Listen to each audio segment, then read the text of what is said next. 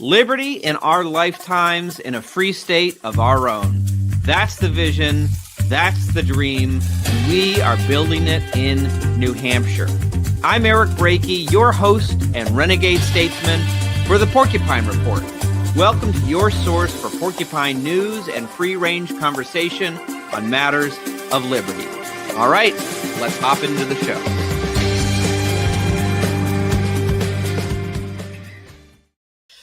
Merry Christmas, all you porcupines.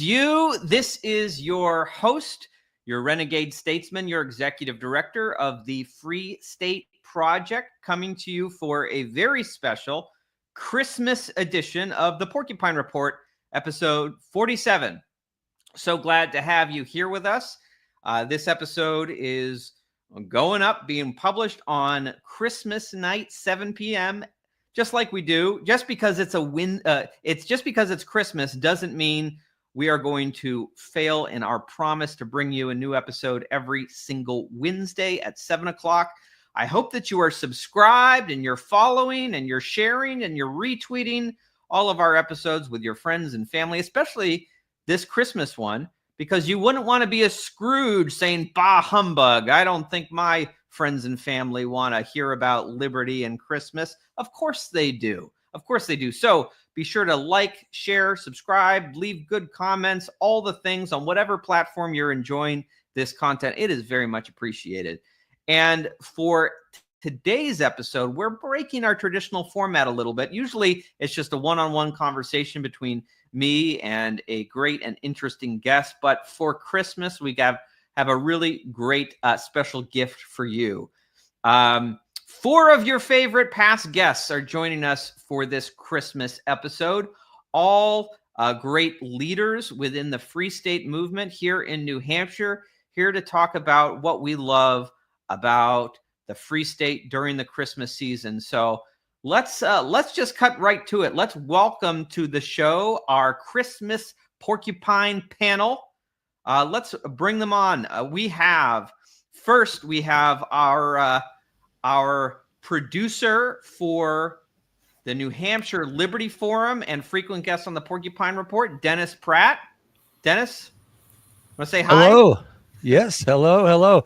I hope to be seeing you guys all in the new year, April 24th through the 27th at Liberty Forum. I want the brainstormers, you creatives, come out and help us build and rethink liberty in your lifetime.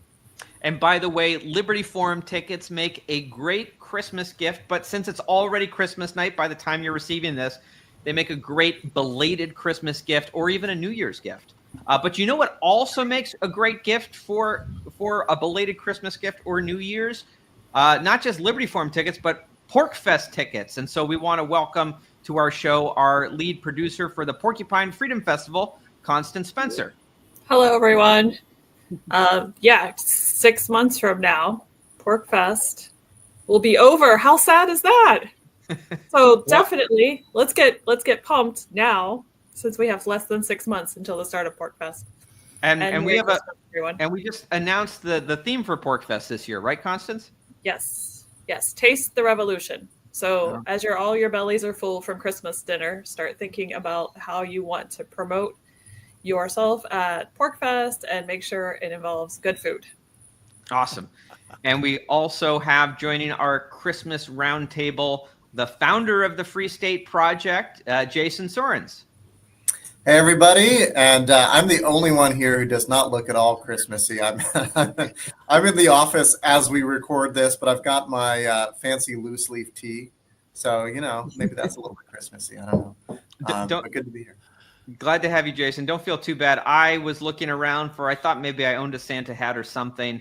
I got nothing. The best I could do was, it's a little Christmassy, green and red, and I got my stocking hanging up behind me. So it's very New Englandy, is that flannel right there? Oh yeah. This came from LL Bean, definitely. So awesome. Yeah. And it's not very Christmassy, but I also have our new Porcupine Patron lapel pin, which folks can get by becoming a patron at fsp.org/give, which is also a great way to spread Christmas cheer. And let's also welcome to the show our welcome director for the Free State Project, Chris Lopez. Ho, ho, ho. Merry Christmas from Chris Lopez. Welcome, everybody. Hope to welcome you in person sooner than later. All right, a great thing to plan once you're done with Christmas is plan the ultimate gift you can give yourself of moving to New Hampshire, and Chris Lopez will be happy to help you plan your move. Of course, yeah. So once you've made your visit by coming to Liberty Forum or Pork Fest or doing a porcupine vacation, you can take the next step and plan your move with Chris Lopez. So. All right. So to get started with this Christmas special, I want to share an article that was making its rounds on social media. We are so used to New Hampshire being ranked #1 for so many things. #1 for freedom, #1 for public safety, #1 for a whole host of things. I'm seeing that we're like #1 for nuclear energy. That's floating around on social media, but I think we can be particularly proud this Christmas season that we were ranked #1 for something very special. So here is an article from Newsweek. The most Christmassy state has been revealed, and it is not New York. Of course, it wouldn't be New York. I hear that Santa Claus is actively avoiding New York these days. They've been ranked number 50 for freedom. The Empire State is the worst in America when it comes to freedom, and they have also been supplanted when it comes to Christmas cheer. According to the report by CenturyLink, for 2 consecutive years now, New Hampshire has been labeled the state with the most Christmas spirit based on residents' attitudes and habits around the holiday season. To establish the winner, they calculated data from 2 main categories: Christmas-themed online activity within the last 12 months and Christmas-related cultural markers. They then custom-weighted each metric to assign the final rankings. The first category, Christmas-themed online activity, weighted 78.5% of the total ranking. Google searches for 2 key terms, Christmas movies and gingerbread houses, weighted at 29%. And Google, all right, we don't need to go through all of the things. Anyway, people's searches from New Hampshire were apparently sounds super scientific to me. Super scientific, and also a little creepy that they are monitoring us in this way. But I always watch my Christmas movies. Starting with Die Hard, of course, and then ending with Miracle on 34th Street. But you have to get the black and white version. All right, so Dennis Pratt, no stranger to controversial takes, has come out definitively in the Die Hard is a Christmas movie category. Does anyone disagree? Or what are some other favorite Christmas movies that our panel have? I really like Scrooged with Bill Murray. That it cracks me up every year. He's so funny. Yeah. Yeah, Scrooged. Yeah. I'm a Grinch fan. All right. Elf is an instant classic, right? I mean, who doesn't love Will Ferrell? My family used to have a tradition of watching Sound of Music around Christmas time for some reason. Yeah. But I think it's because it was what was on the air. Yeah. We always watched it as well. Yeah. Well, I've somewhat been partial kind of growing up to It's a Wonderful Life, except for at the very end, it's kind of a big apology for fractional reserve banking. I can't get past that. I can't get past that because everyone knows my opinion is the Federal Reserve should be destroyed. And all right. So, but continuing on with the article, and please feel free. Yeah, I jump in with commentary as we go along. I love that.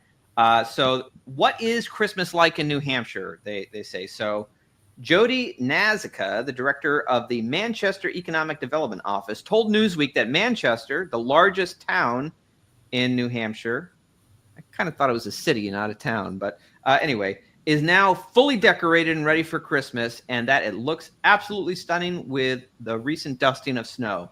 By the way, I will note that we have not gotten a lot of snow yet this year. So for all of the people who say they can't move to New Hampshire because they're afraid of a little snow, here we are approaching the end of December and we haven't seen much yet. Though we are pre-recording. We saw it and then it all melted. My yard was gorgeous. I put my Christmas decorations out and then the next morning they were sitting on grass. Well, Hopefully, we had go on, Dennis. we had one of the best snowfalls I think ever, because it was like kind of a fog and then it started snowing, and so we had this light dusting on all the trees, and it was the most magical look. And it wasn't the heavy snow that breaks limbs and cuts out power. It was just this beautiful magical snow. I mean, I always get a kick because you're absolutely right. I mean, it was 55 degrees here 2 days ago. Yesterday was 45, and everyone's like, oh my goodness, New Hampshire is so cold. And we're kind of waiting for the snow, especially my dogs. They, for some odd reason, they shed right as the winter comes, and so we have all this fur all over the place. But they love to stick their noses in the snow and play in the snow. But it takes us a while. We usually don't see the big storms until January and February, and then we're pretty much clear. Get some thermal underwear. Go practice your cars sliding in the parking lot, the first snow, and enjoy the clear skies so you can see the Milky Way. Well, I certainly hope that by the time this episode airs, because we are pre-recording it, because on Christmas Day, we're going to be spending time with our families, not just our Free State families, but our actual families. So hopefully by the time this airs, we have gotten a little bit more snow, because, it's always nice when you have a white, snowy Christmas. But I know that so far I've only had to shovel out my tenant's driveway once.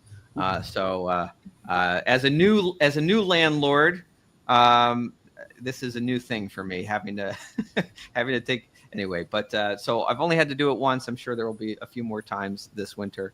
I can't remember the last white Christmas we had in southern New Hampshire. I used to live in the Upper Valley, which is kind of northern, and we almost always had a white Christmas. And since moving down, it's been maybe 2019 or something like that. Even that record year, right after I moved. So I moved in 2014, and right after we had record snowfall for New Hampshire. Mm-hmm. But it didn't start until after January. So that was a green Christmas as well. But then we got, I don't want to say how much we have. You guys can Google it, because we don't get that much snow. It's great. You should move here. But we get enough to make it nice. So move here. It's nice that the mountains have it, and you can go up there and enjoy it, which we plan to do. Yeah, well, I think part of the reason that we must be ranked number one for Christmas is can you really get into the Christmas spirit if you don't have a real winter? And also, of course, I can't help but notice that we grow a lot of great Christmas trees. Like, you go down to Florida, all these people say Florida's so great. Like, what are you going to do? A Christmas palm tree? You just my next door neighbor has a Christmas tree farm. So we take the kids, we walk over there, we chop it down, old school, just haul it back over to our house and set it up. It's great. That's actually one of my favorite things to do here in New Hampshire. Moving from the West Coast, we didn't have Christmas tree farms, and very much about preserving the forest there. And just going to the Christmas tree farm and looking at all of them, bringing the dogs and finding your own tree and sawing it down, and then going for a sleigh ride, drinking hot apple cider. These are really great memories that I've had over the years through the Christmas season. It's just so gorgeous here. You wake up in the morning, and there's, as Dennis was saying, the trees are all glistening with the frost, and it's just beautiful up here. Yeah. Yeah, I like your apple cider, by the way. Mulled cider is really good, and I'm I have to admit, I like my eggnog and rum. It's a lot of fun. We were drinking that last night. That was a blast. My wife has said that's the one thing she wants for Christmas is rum and eggnog. So we're definitely going to be having some of that, and I think she's going to make the eggnog herself. My wife is a great chef, so I think making eggnog is probably the least of her talents. But have you guys ever had rum balls? Rum balls? No, tell us about rum balls. Well, I first encountered them. There's this couple. They're Free Staters, and we were at some friend's house for a New Year's Eve party, and they brought rum balls and bourbon balls, and they're basically like little cooked pastries with nuts in them, and then they're soaked in rum, and they are delicious. Yeah, and you'll get your dessert and basically a shot of liquor at the same time. Well, I really think that there's so many things that go on in our community clubhouses and stuff, all the Christmas parties that we have, and we do a lot of Yankee swaps up here in the Northeast, where people will put gifts in, and you have to choose whether you want a gift or to steal someone else's gift. And we usually play by having. Right?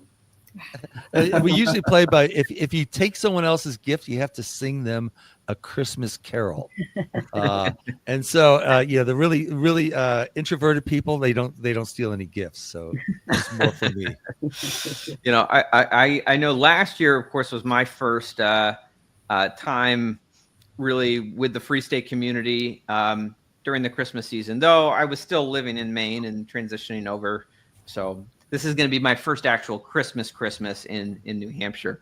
But I loved going to the Bardo Farm potluck Yankee swap event last year. I missed it this year because it was the same night as our volunteer appreciation dinner that Chris organized. But I felt like I walked away pretty good because I walked away with a nice stack of goldbacks as the Christmas present. So that was nice. And I will say one thing I appreciated last Christmas is the warm welcome I received from so many folks. I still have, and I'd forgotten about it until I was putting ornaments on the tree, but someone gave me, I don't even remember who, this little like porcupine Christmas ornament. So I've really come to appreciate as time goes on, like all the ornaments that I don't think I really appreciated as a kid growing up, but like how all these ornaments that pile up year after year all represent memories of past Christmases. And now I've got memories of New Hampshire Christmases that are starting to pile up. So that's nice.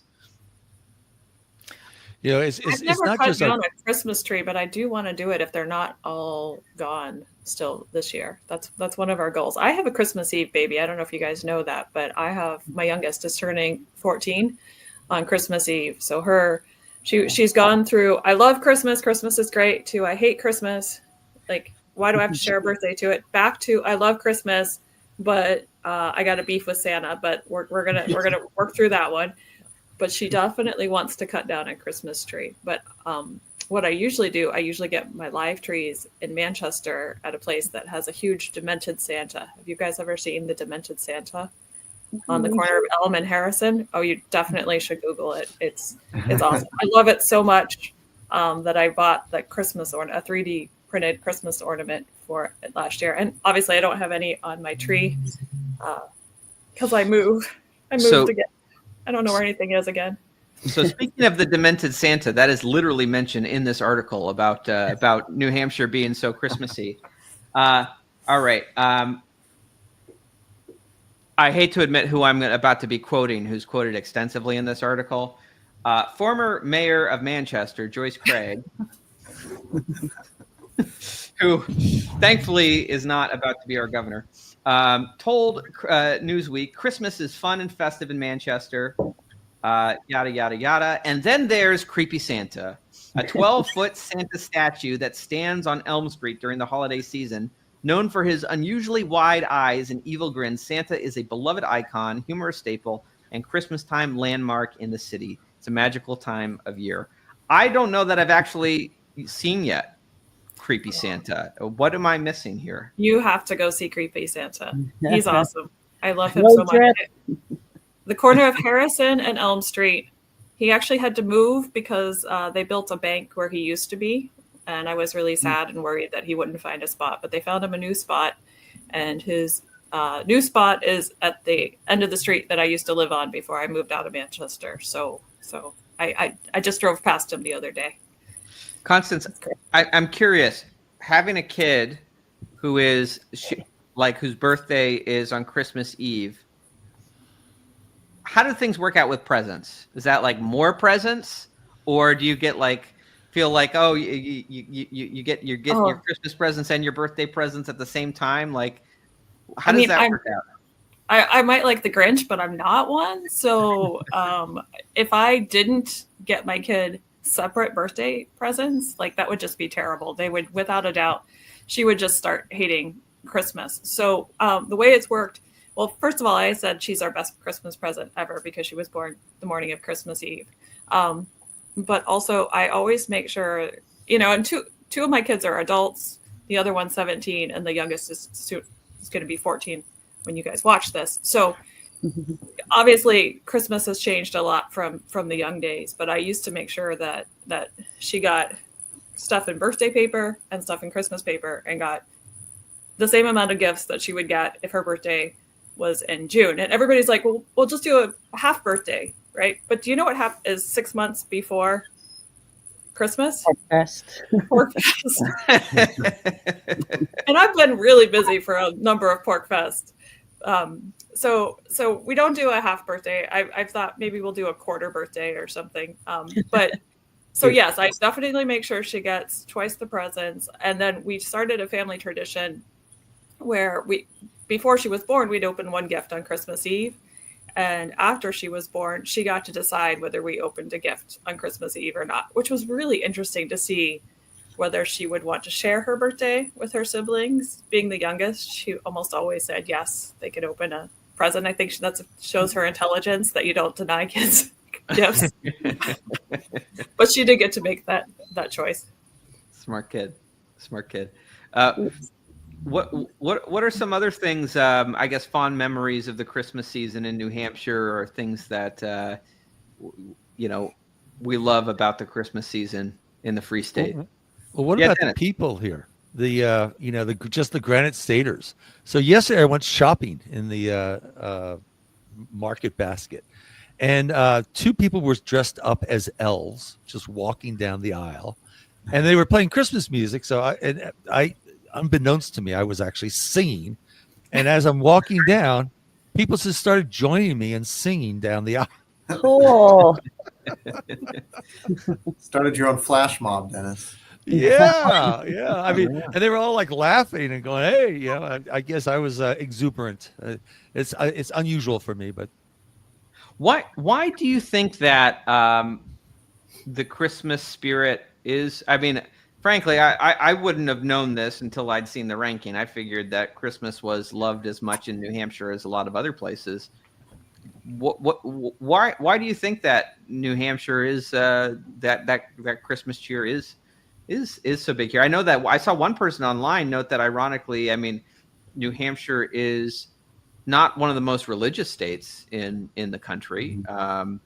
I think, like a lot of New England, it's fairly secular, but we have strong faith communities as well, of course, but it's not like out of an abundance of like religious fever that Christmas is so celebrated in New Hampshire. Why do we think that is? I mean, I think it's the strong seasonality.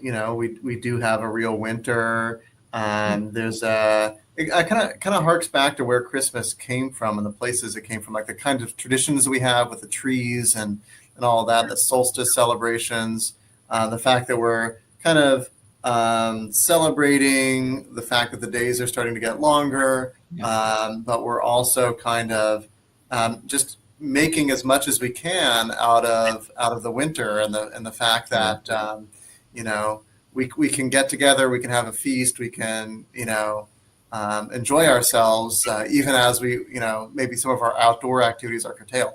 Although for me, winter was always my favorite season for outdoor activities. I know that's not true of everybody, but I think that's a wonderful part of New Hampshire. I think it's that fact that we mark the seasons maybe a little more in these more northern climates. That sounds like a very plausible explanation to me. I know. I always remember when I was younger in theater in high school. We did this whole every year we did this sharing around the winter solstice, and I think it was kind of noted like that. The reason for kind of the these winter celebrations historically is like, we kind of need that celebration. We need that feasting. We need that to historically over thousands of years, we have needed that in our civilizations when we are kind of going through the dark times and the cold times. That helps us kind of get through it, that coming together of family and community and feasting and celebration. We need that extra Christmas cheer to beat back the darkness and in a both metaphorical sense and this idea of the sun returning as we pass the solstice. So I think that's. I have a much simpler explanation. All right, Dennis. You guys, let's hear it. Slaves don't have a good time during Christmas. The freer you are, the more joyous you are. It's just like, just think, if you're weighted down by taxes and regulations and, the end of the year, oh my goodness. But instead it's light and fun and there's some snow and playing around. I think the explanation's simple. We're free. Yeah. I like that. I mean, I will say, since I came here, I do feel like, of course, I just came from next door in Maine. I feel like the people in Maine and the people in New Hampshire are very similar in a lot of respects, very culturally. But like, I feel like there's just a total vibe shift and an attitude shift. Like, coming from a place where people are kind of oppressed by these high taxes and high regulations, strangling of opportunities, people become dispirited, people become cynical. And to come to New Hampshire, it's like, wow, this is like, I don't know. There's just there's a different sense of optimism here. I think that comes from the fact that you really do have the freedom to make what you want of life without all these government obstacles standing in your way. And who knows, maybe that does manifest in Christmas cheer. Yeah, and I think we've got a lot of traditions too that I don't know if the other New England states have to the same extent, and maybe all of this is just a result of our levels of freedom and our economic dynamism. But there's a tradition of public Christmas tree lightings in the town green, and of course that is a very New England thing to have a town green to begin with. But in Hanover, we used to go to the celebration there, and it was big, it was huge. People would come from all around. Probably over 1,000 people would show up on the town green for the Christmas tree lighting. There'd be singing of carols. There would be, hot cider and chocolate chip cookies, and there'd be special things going on in town with all the businesses would have different Christmas displays and things like that, and kids running around everywhere. And that's one of the biggest of these ceremonies that I've seen in the state. But my hometown now of Amherst does one. I think a lot of these smaller towns do these sort of public celebrations that are a way to kind of have community spirit and also celebrate the season and make the most of it. And I definitely see a lot more of that in New Hampshire than I have in other places I've lived. What are some of the things that we're all doing for Christmas this year? What are people's Christmas plans? I'm having a friend come over, and we're making fresh seafood and linguine, very untraditional, with mussels, clams, and lobster, and a homemade sauce, and just eating and drinking and talking about, friendship and the cats and laying low and eating good food. Awesome. How about you, Constance? What are your Christmas plans? I mean, as a recording, that's a whole week away. So you're giving away all our secrets. I have plans with my kids. They will, the ones that are not working. I'm pretty sure my son is going to be working. He's an EMT, so he will be working, if it's his normal schedule, at least half of Christmas. But definitely Christmas dinner. Our Christmas dinner is probably going to be ham or beef. My partner's home from work, so we will not be having any poultry because he's allergic to poultry. How odd is that? But we're and we'll probably be playing board games about the time that this goes on. I've ordered some new age appropriate, and again, kids aren't little anymore, so that's a totally different thing now. Games per the request of my now 14-year-old. That's what she wants for her birthday, and that's what she wants for Christmas, is to have family time, watch Christmas movies, and play games. So, obviously, my partner has his Christmas sweatshirt that says "Ho ho ho! I have a machine gun now." So yes, obviously, Die Hard. How about the Sorens family? What are your Christmas plans? Yeah, we got a little place in the White Mountains for a week, and taking the girls up, and we'll do some skiing at Attitash and Wildcat Mountain, and probably some shopping in Conway, and hopefully having some friends up in the evenings and hanging out and enjoying ourselves. Yeah.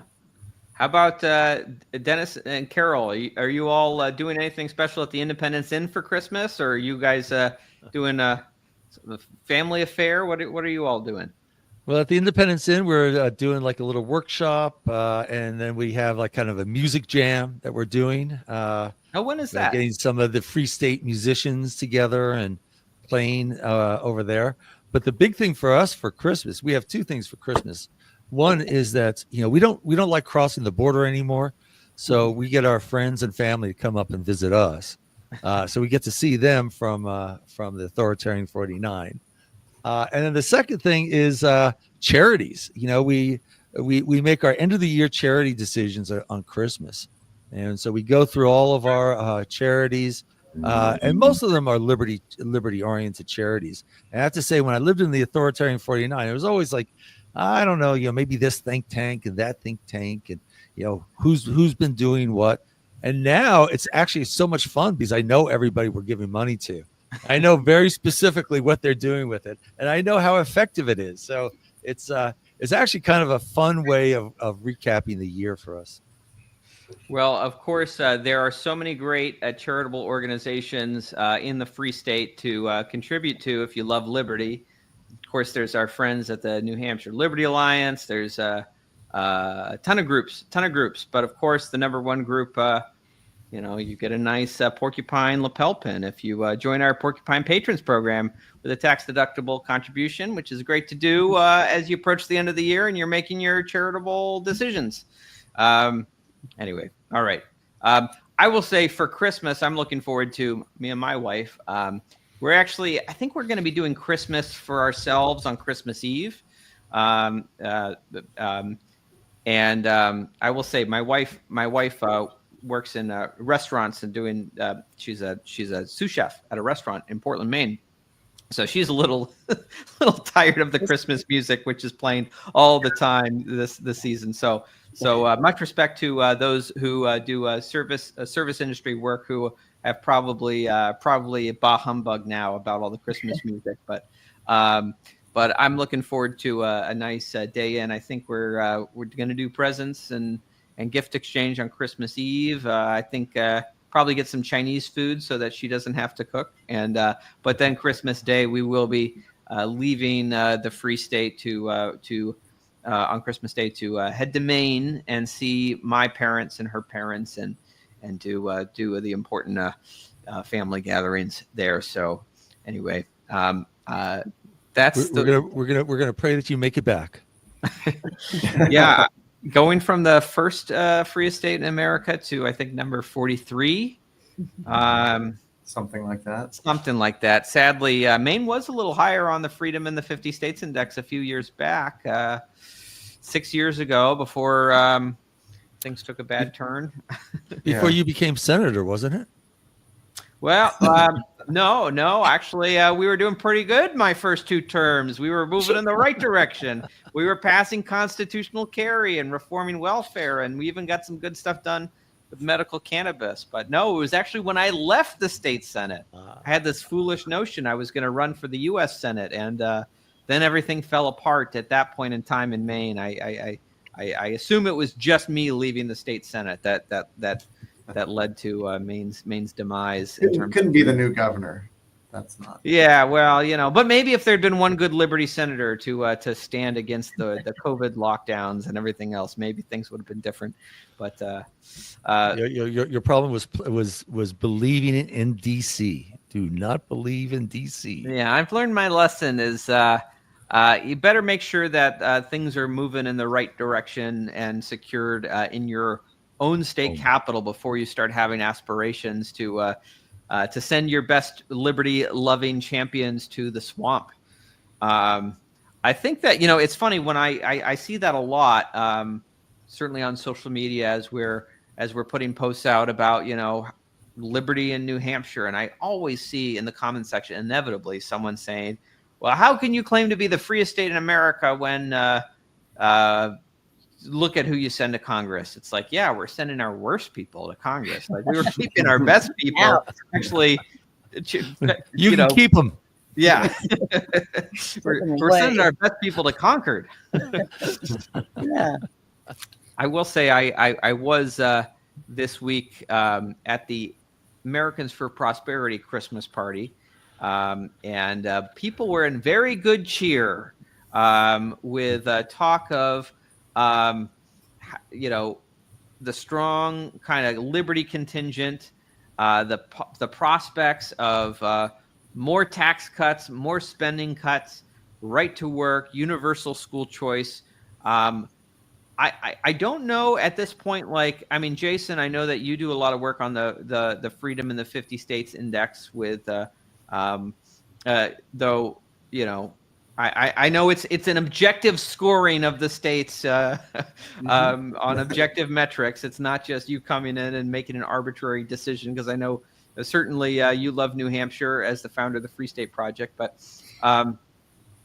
I wonder, as we kind of pull away, how much of a gap, Jason, is there between New Hampshire and the other states on the Freedom Index? Do you have much of a or is it really close between number one and number two, or is there a gap? There's a definite gap now. And by the way, New Hampshire was recently announced as number one in our main competitor, right? So that the Fraser Institute, Economic Freedom of North America, it's a solid index for certain purposes. Ours is a little better, but that helps show that there's no bias here. But yeah, this time we saw that a little bit of a gap had opened up between us and Florida. Florida kind of stood still between on freedom issues. Some slight improvements, but nothing too big between 2021 and 2023, which is when our data finished. And New Hampshire kept growing quite a bit. So there's a decent gap now between us and everybody else. Let's hope that continues.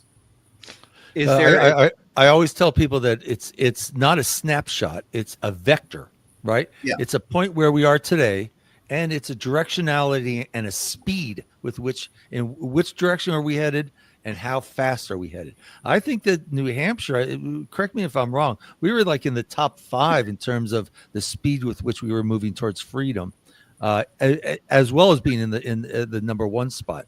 We may have even been number 3, if I remember. It was something really high like that. Yeah, over the last 2 years, we're definitely one of the top states. It's the thing is, it's easier if you're a bad state to improve. So I think surprisingly, our number 1 most improved state between 2021 and 2023 was Connecticut. But it's just because they couldn't get much worse. They did a couple of things. There's some natural bounce back. So they're still pretty low, but they were the number 1 improved. That's kind of like the most improved player trophy that I got every single year when I was doing baseball as a kid. Every single year I was the most improved player. Looking back on it, there was just another report where we were number 28 in bad, what they consider to be bad firearms law, and we were rated D+. I'm going, How do we not get an F, right? We want to be number 1 in that category. And we have been so good at finding the laws that impinge upon the freedom to actually protect yourself. And we thought we had gotten rid of all of them a couple of years ago when we finally found that one last law about guns on snowmobiles in the fish and game, and we got rid of that. And we thought, oh, we're in the clear. We have nothing. And how did they give us? I mean, that's obviously an area that we are going to have to work on in the next year. You know, I saw that too. It was the Giffords organization, Gabby Giffords group, and I guess they've given New Hampshire an F in the past, which is weird that we would get. I think it was actually D- they gave us. Oh, thank God. Yeah, not a D+. D- they gave us, but people have noted it's like, how did we go from an F to a D- when we have repealed more gun control since then? And I guess there was some chatter that it's pretty subjective. And I think that maybe they just gave us a D- because they didn't want us to brag about having an F. we actually nullify federal gun laws. I mean, we should be like, all the way. If there's something lower than F, they should be giving that to F-. us. Yeah. Well, I remember in 2015 when in Maine leading the constitutional carry effort, getting that passed ahead of New Hampshire and being able to brag for a little bit. You guys say that you're so free, but the Democrats did manage to add a few riders onto that, including the age limit was set at 21, and there's a duty to disclose if you get pulled over by a law enforcement officer and you are carrying a firearm, you have to disclose it or you could face penalties. And New Hampshire took a little bit longer, but ultimately got a much cleaner version passed.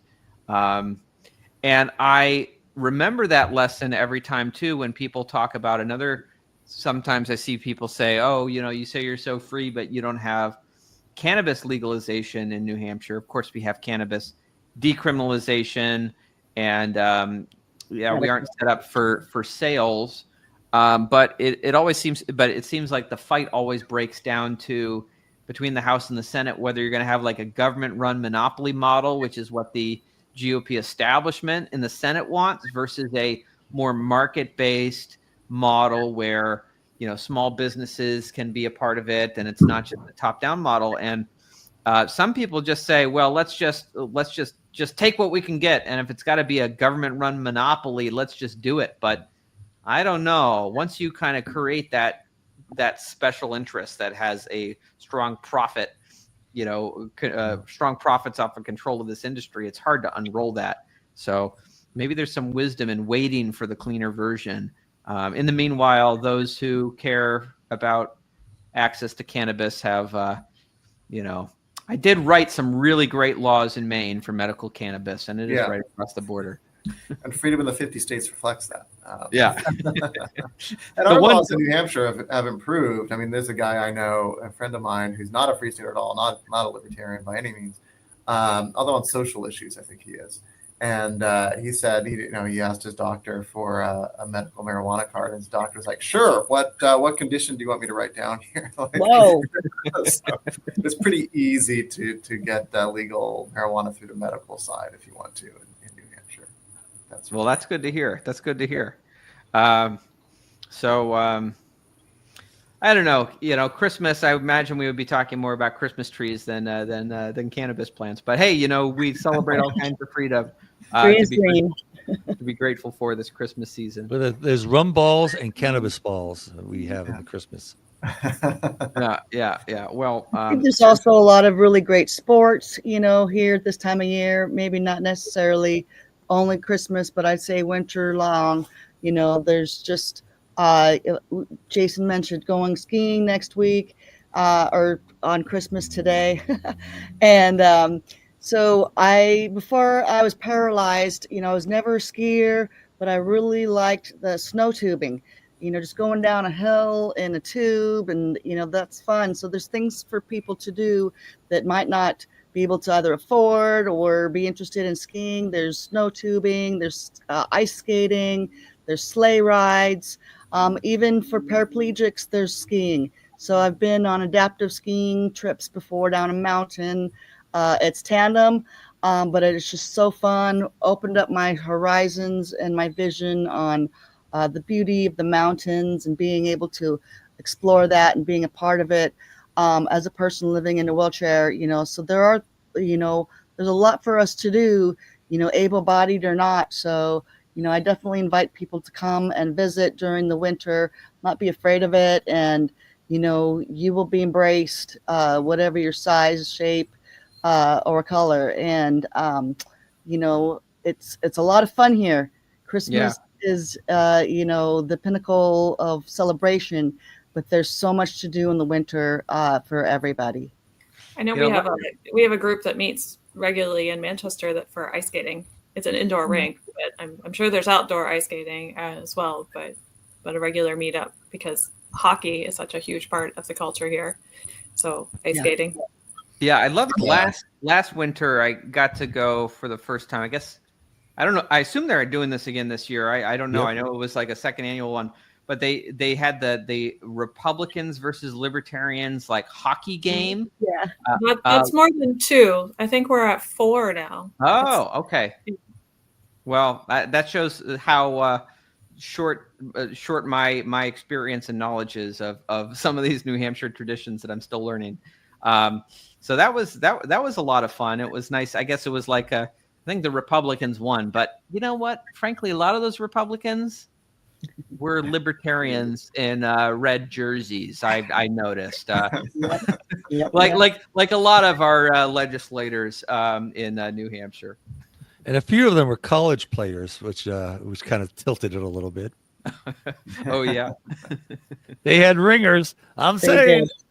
Yeah, I think I know for sure there's been at least 3 because the Libertarians won the first, and then Republicans won the second, and then Republicans won again. If I'm remembering this correctly, I'm not involved in any way, shape, or form in organizing, but I've been to all of them. So.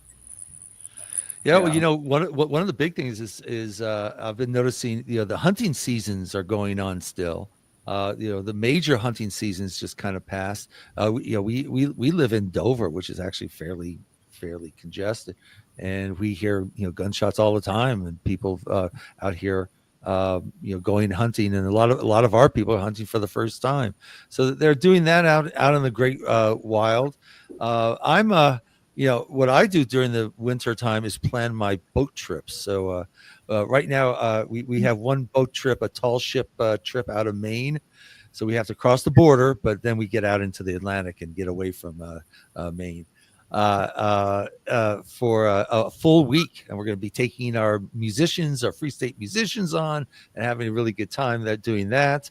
But then we're also looking at another boat trip. So it's fun because you're doing outdoor stuff, and then also you get to start planning all the summer outdoor stuff that you're going to be doing. Yeah.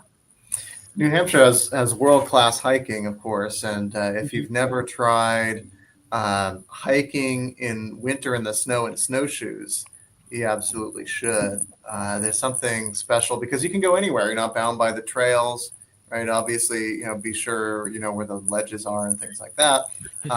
But there's something about traipsing through deep snow. The sky has this kind of opalescent color that when there's snow on the branches, I don't know, maybe the reflection from the snow, the balsam firs being weighed down by all this snow. And there's a certain sort of hush with that kind of blanket of snow on the ground.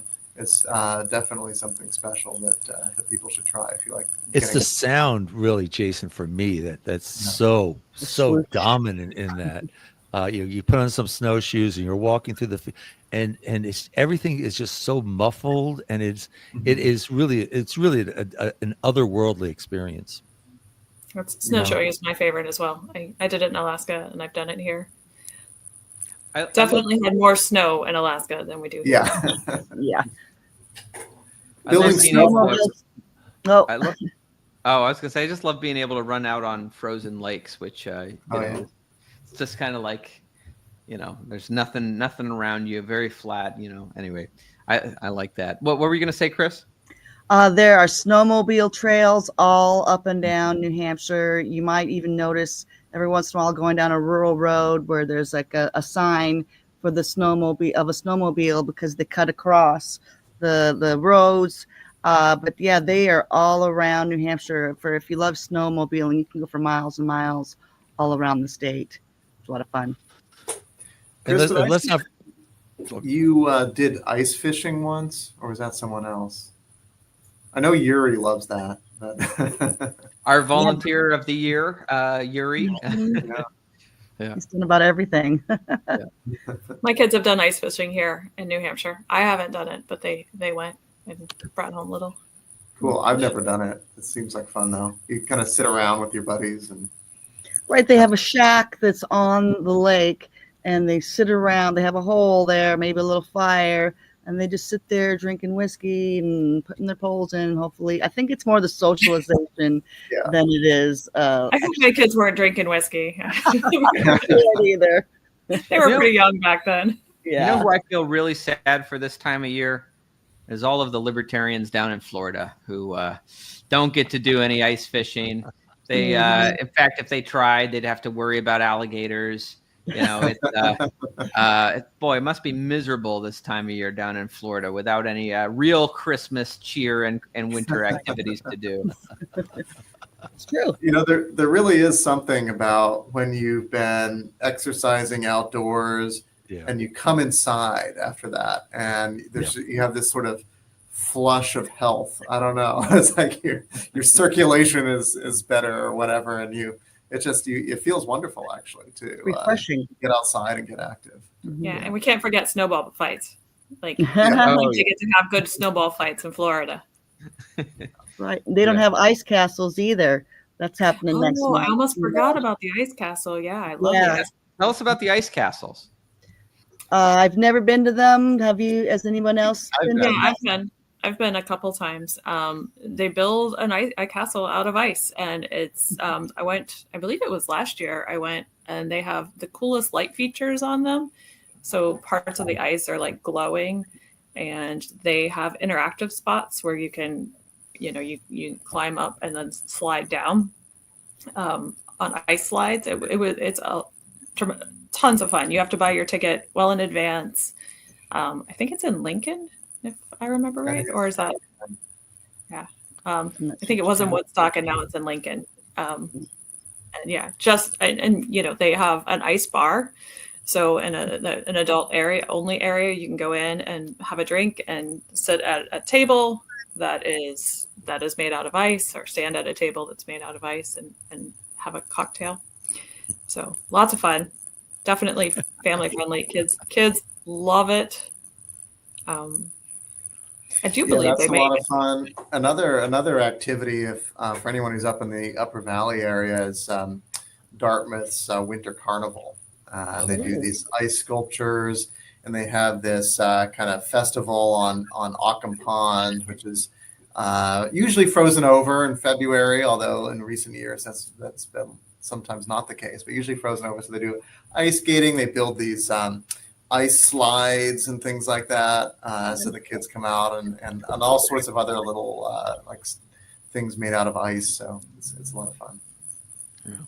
I was just thinking about how for all the rest of New England, I'm sure the rest of New England gets a little taste of New Hampshire Christmas cheer, because we all know they all come here to buy the presents they're going to give, because there's no sales tax in New Hampshire.